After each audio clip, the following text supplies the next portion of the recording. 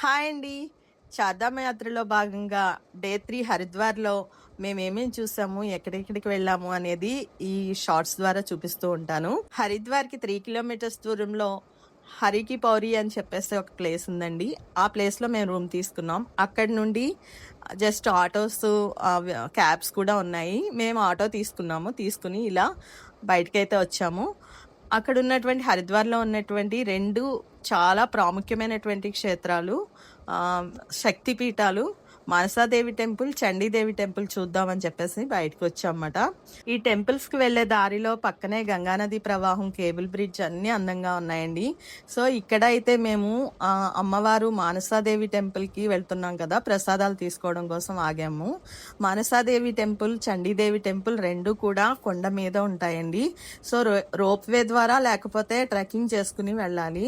So, trekking చేసే ఆలోచన లేదు కాబట్టి రోప్ వేలో వెళ్దామని డిసైడ్ అయ్యాం. అందుకోసమని అమ్మవారికి ప్రసాదాలు అన్నీ కూడా తీసుకుని మేమైతే రోప్ వే కోసం టికెట్స్ తీసుకుందానికి మేమైతే బయలుదేరామండి.